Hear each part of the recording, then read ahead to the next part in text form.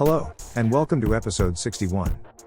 Today we are looking at the fifth of 6 game and watches that made up the beautiful and iconic Panorama Screen series of handhelds. The star of today's show needs no introduction. That's because he is the world's most famous Disney character ever. So, without more ado, let's say a big hello to the megastar, Mickey Mouse. Being first offered for sale to the public on February 28, 1984, this system is reported to have sold between 10 and 50,000 units, with the largest estimate, from some sources suggesting it being up to 250,000 units. Mickey Mouse was given the early, and perhaps wrong production code of DC-95.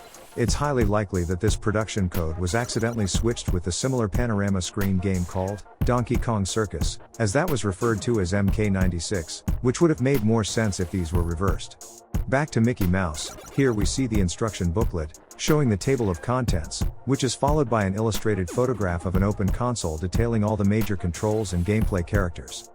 The next page identifies that this system continues to use the SR, or LR44 batteries, which have been the main staple for the vast amount of other game and watches produced. Setting both the time and alarm function, which is obviously an integral component of the unit's title, Game and Watch, completes the first section of the booklet. The booklet then goes on to explain the story arc, and that is, Mickey Mouse is balanced on a very large ball, Donald appears as the Ringmaster, Mickey is also expected to juggle several batons simultaneously, and the circus acrobatics do not stop there. Poor old Mickey must also avoid several flaming torches. This is swiftly followed up by point scoring, how the players could lose a life, or score a miss, before articulating the requirements for the various bonuses. The infographics section only covers 4 windows, across 2 pages. This, if I'm brutally honest, merely reflects the simplicity of the actual gameplay for the unit, and no further guidance is needed. This brings me to my secondary focus for today's show, source information. Clearly Nintendo source data is always the best choice, but for some of their early years, that data is often lost or missing. Here we see that the Panorama Screen series was an LCD, or liquid crystal display device. It states it right here in the instructions booklet. Production codes are also shown in the instructions booklet too, so these are clearly reliable, but no written evidence confirms the belief that these were switched between Mickey Mouse and Donkey Kong Circus. That's just a likelihood, and a darn good one. The question of the number of units sold during this period are also mostly educated guesswork, with secondary sources being repeatedly quoted, often leading to an assumed fact, which needs to be remembered.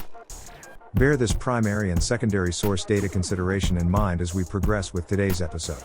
So this is a liquid crystal display game, there's no ambiguity here at all.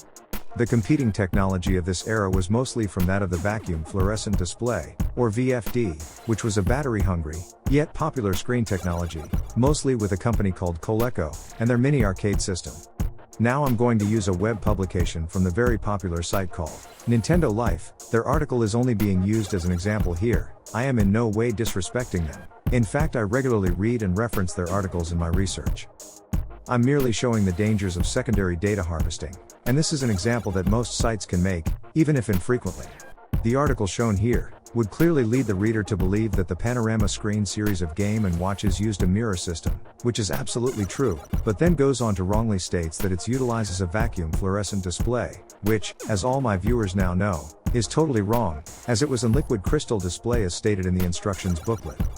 Now this error may seem trivial, and I'm sure many will feel that way, but what this does, in my opinion, is it undermines the amazing technique and developmental efforts that Nintendo needed to accomplish and achieve to produce a facsimile of a fully colored display, by working out that reversing the traditional LCD from showing a black sprite, to then flooding the entire screen with the black liquid crystal, and, cunningly using small gaps, would allow the colored foil to form the various characters, that gives the illusion of movement in these games.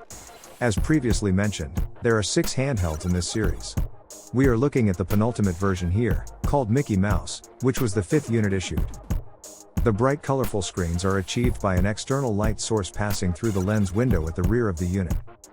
The next episode will feature Donkey Kong Circus, which is effectively a non-licensed version of today's game, swapping out Mickey for Donkey Kong. It even has an identical colored purple case to that of today's star in focus, Mickey Mouse, which is seen here in its standby mode, displaying a facsimile of the actual gameplay, right at the end of the lineup of all the 6 units. And what you are seeing here is the full range of Panorama Screen handhelds, with today's being, arguably the rarest and most expensive console from this series. With that being said, clearly today's episode would not be complete without a quick look at some representational gameplay.